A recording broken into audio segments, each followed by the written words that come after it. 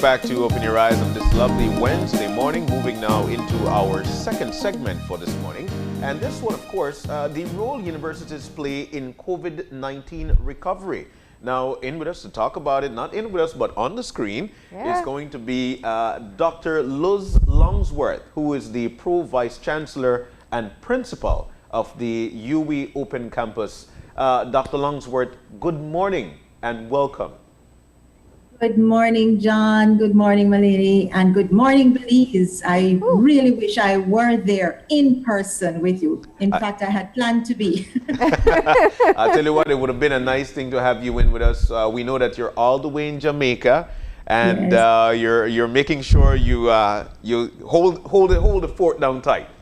That's right, sheltering in place, as they call it. Yeah, but so I watched the topic, and I said to myself, the role of universities in COVID-19 recovery, and I'm sure it's not one that a lot of people actually look forward to or actually were thinking about. But let's venture off there. I'm sure it is very important. Reason being is because there are thousands of people that are in universities, and like we mentioned, each one must teach one, and we must remind each other to be safe. So let's venture off into the role universities play during this COVID-19 recovery. Well, I think we have to realize that the university is an important part of the country, of the region, and of the world. And the fact is that the university has to play multiple roles in the recovery. The first role, of course, that we had to play during the emergency was seeing how the university's science and its research was able to help, especially in our region in the Caribbean, to help us to control and to protect the lives of our people. I was very happy that the University of the West Indies was able to pull together, even before most countries closed down, a COVID-19 task force. And I know you have interviewed the head of that task force on this show. And that task force, using the science and research of the university, really played a big role in guiding governments in the plans for closure, in the plans for preventive measures, for preparation. And you can see that the region did well. So we must never forget that the primary role of a university is to use the body of knowledge that the people pay for in supporting us to help in times of crises like these. So that was the first important role. So that was in the preparation and the prevention and so on. Now in the reopening stage, where we are more fragile, more vulnerable, again, the university has to play a similar role in guiding how we move along that path of reopening. I'm very proud of how our region, how Belize has done in particular. Of course, being a very proud Belizean, I'm very proud of how it was managed, and the fact that Belize was one of the first to be able to say that we've controlled it, and your reopening strategies. So the science is important. Other countries may not have paid attention to the scientists and the doctors, but we did, and we are very happy that UWI, the University of West Indies, was able to play that role. The second role, of course, is that our other role is the education of our youth, and that was very threatened under the COVID-19 issues. And so the important thing is, how do we ensure that our young people who are in universities or about to go into universities are able to continue their education, because otherwise that's a lost generation. So we had to make sure that we could move into those campuses that were not teaching online, did rapid remote teaching response. And we were able to do so that persons could complete their year. So that absolutely is an ethical and moral, commitment of any university to ensure that we're able to continue for our young people their dreams, because it would have been easy for us to just sort of throw up our hands. It was a difficult time for universities indeed, Yes. but we have to remember our commitment to our youth. So I see the role as double: our commitment to the wider society and our commitment to the persons who study with us, young and old, I should say, in terms of making sure that they can fulfill their dreams still and not be deferred by COVID. When you look at the work that the University of West Indies had already been doing in the establishment of the open campus, the last time you were here in person, we were talking about being able to expand the programs that you'd be able to offer across the region and beyond as time would progress. So is this the opportunity that lies in the challenge here, that you have more professors being open to having online courses? You just hit that nail on the head. Because as you know, the Open Campus has been the pioneer in the region in online learning, but it hasn't been an easy task in that there has been resistance to online learning from many sources. Within the universities, you find that there are professors who feel that online learning is not as powerful as the traditional face-to-face. But the technologies have allowed us to ensure that the students can get just as powerful an experience with an online interface as they do with many of the traditional courses. So yes, what happened, was that when we went into emergency response teaching, everyone had to be trained, and the Open Campus was prepared to do that. In fact, within 3 weeks, I would share with you, we trained over 1,000 UE professors. Wow. 1,000, because we had developed a model. We have a model where we train all of our lecturers before they can teach our students. So in that period, we trained 1,000 UE professors. We've trained across the region. We've also trained about another 1,500 teachers in tertiary education institutions, in primary and secondary. And it is expanding as we now realize that we have to move from emergency remote teaching to a properly organized online environment that is going to be robust and can fulfill the learning objectives of our students. So yes, what that opportunity is, and to be honest, I never said it, when we were going through the serious times, but to be honest, for us in the region and for the people who have worked in online learning, this is a real silver lining for the region, because you can see that we were not 100% ready for this because we had ignored the technology too much. But it has propelled us into the future, and Caribbean people are always up to the task. So I know that from now on we'll be able to move forward quite rapidly, not just in the Caribbean, but remember, we can now reach the world this way. Definitely. So how about, when we pay attention to what happens in other parts of the world, the decision has been made, especially in the United States, for a lot of universities that they're not even going to chance it. They're just going strictly online next semester. What's the decision coming out of the University of West Indies? Right. Well, for the University of the West Indies, we are looking in the campuses that teach face-to-face at a hybrid situation, which would allow, for instance, students who have to do the practical programs, such as medicine, engineering, and so on, to ensure that they do have the opportunity to do their practicum. So there has to be some amount of hybrid teaching with all of the necessary protocols in place. So it will require, reconfiguration of classrooms, reconfiguration of labs, staggering the schedule and the curriculum. So there's a lot going on now behind the scenes in doing that. In terms of the things that can be totally online, yes.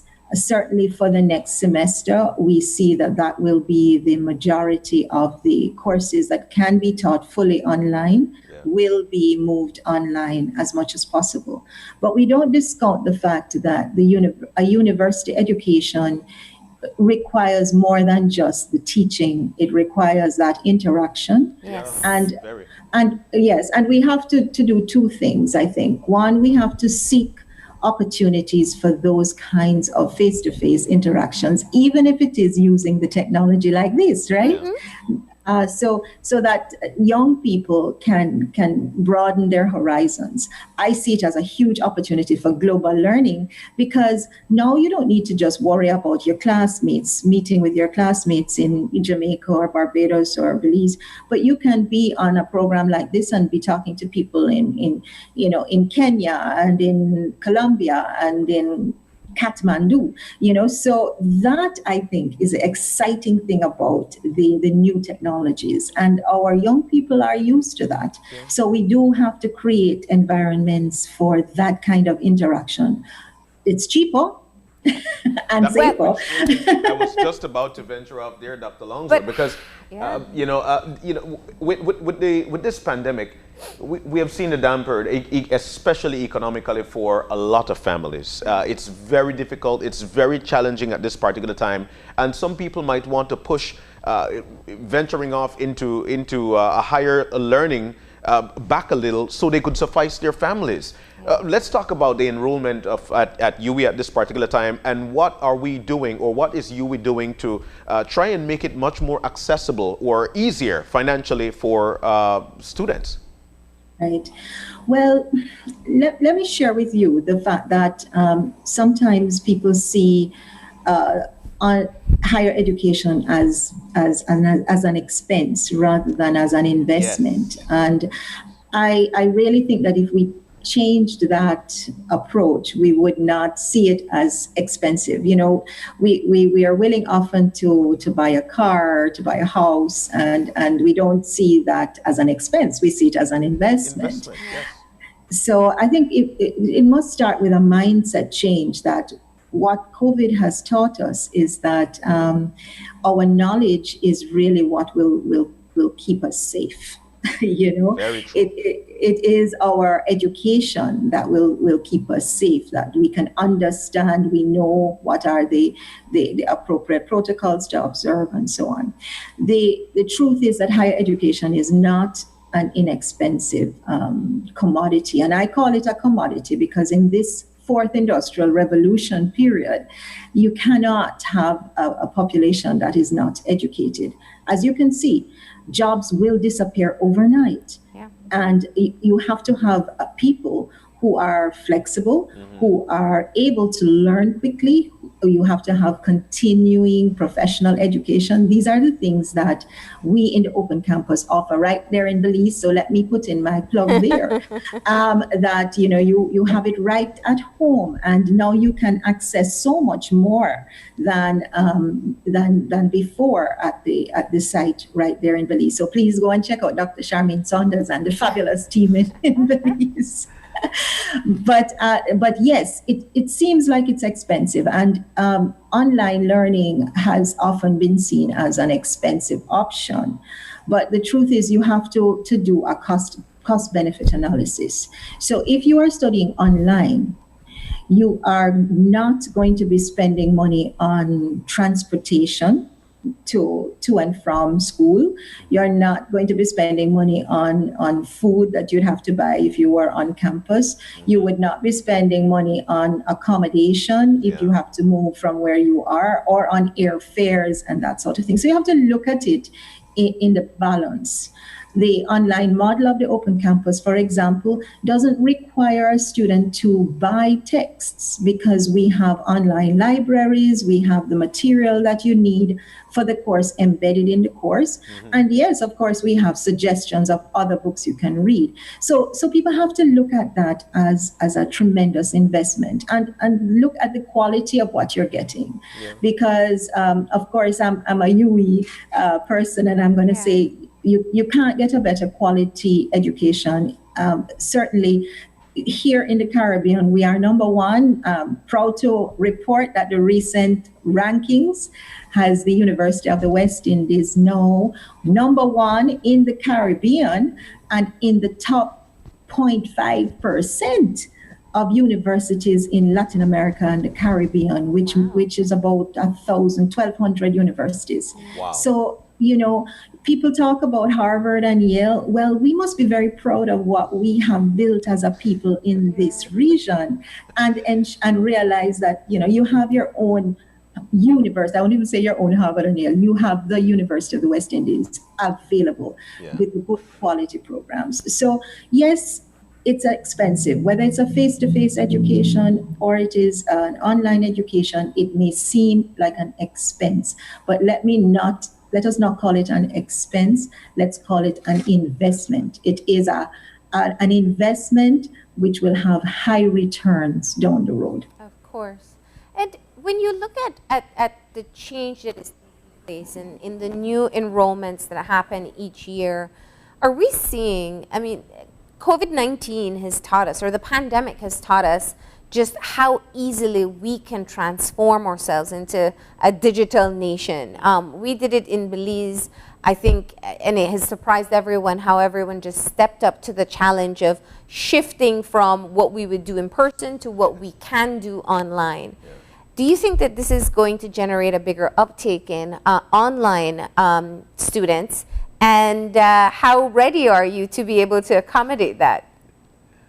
Yes, we expect to see an uptick, and in fact, we did for the summer. For the summer programs, as you know, or you may not know, the Open Campus never stops. So we don't have holidays, right? So we go around the year with. We have a January intake, we have an August intake, and we have and we also have a summer intake, which is around May at the end of the January semester. Yeah. So there's no stop. Well, our summer intake showed over 25% increase in numbers. So we are very aware of the fact that persons do not want to defer their education, and they are embracing an online modality, because many of those students were students who were studying in other campuses face-to-face. So we expect that as students find that they cannot move around as easily, let's say those who may have had thoughts of going to the US, for example, or the UK or Canada, parents may be a bit concerned about sending their children out at this time, and there is a good alternative.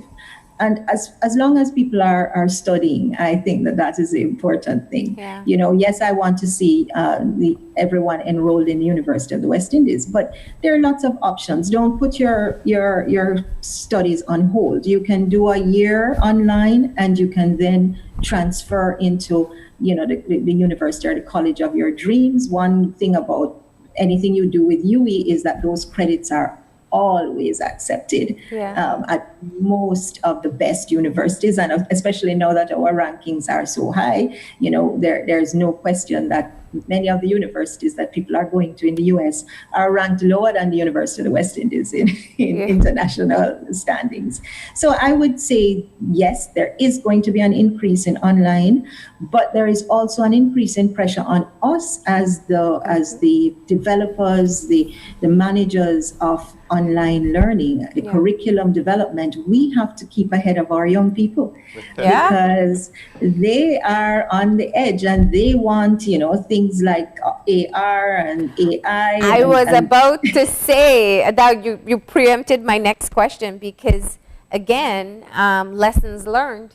There is a brand new interest in terms of job options and areas where people may want to study, and it's definitely going to be very technology driven.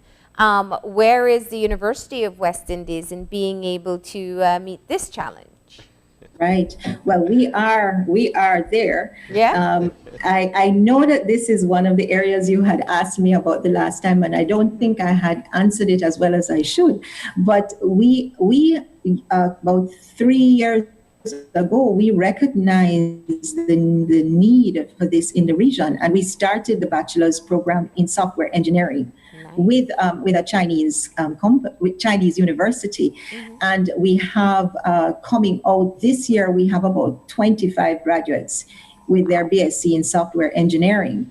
We also started a new engineering faculty. Wow. Belizeans have studied a lot in engineering in St. Augustine. We started an engineering faculty in Mona campus that focuses on software engineering, on electronic engineering. In fact, that faculty, I'll let you in a little secret. Their students were able to repair broken ventilators in Jamaica. Wow. So that we were able to use those ventilators, and it reduced the cost of having to buy new ventilators. The students there were able to devise a lot of the PPEs, the hand sanitizers. It was amazing, the immediate practical application. So the university has been, developing more and more IT programs, software engineering programs. Open Campus is coming to you shortly with a major digital learning program that will help our young people in app development. So we are definitely into the fourth industrial revolution. And you're right. The other thing to recognize is that we, certainly in the Open Campus, we recognize that the traditional route to a bachelor's, master's, PhD does not have to remain that way forever. And what we are looking at and will be introducing, in fact, in 4 or 5 minutes, I will be introducing it. So you are getting a sneak preview to the rest of the university's leadership, is something that will, I think, revolutionize the way people think about their university degrees. Because we feel that a student who is, let's say, I'm doing international business, but on the other hand, I have an interest in software design. There is no reason why I can't continue my interest in international business and do something in software design as a professional development, vocational type of course, right? Of course. So that when I leave university and I am looking for a job, I have an advantage over the person who just has their BSc in international business, because I can go into a company and create an app, which will link it to all of its international partners around the world, right? So this is really called what we call it stackable qualifications. So, in other words, you can stack horizontally. So you could do a BSc and a master's at the same time, or you can stack vertically, where you are doing, a professional development course and a bachelor's and moving it. But coming out with your theoretical knowledge, but also with a skill set that is relevant to this new age. And that's a model that is used in Germany, for example. And of course, we can see in those countries that have, really grown, that their educational system includes those elements as well as the theoretical elements. Wow. So this is very, very important. It's a way forward for us in the region, and we can't lag behind. We must do this. The sky is the limit, it seems here. I mean, it's all up to the individual. And Dr. Longsworth, it's striking to know, and you're so right, that education is it's not just you're paying for education. You're actually investing in yourself, investing in your country, investing in your people. Now, this is definitely the right path to choose. That's right. One of the things. Before we move on from that, I just wanted to be clear. I know that some of the application periods have been extended, and in the case of UE Open Campus, you guys have application open almost all year long. Tell us about, so somebody's watching right now thinking, they're right. I want to make that investment in myself, whether from a professional development course right up to their highest degree. Can they still get in for the upcoming semester? Yes. and hurry up.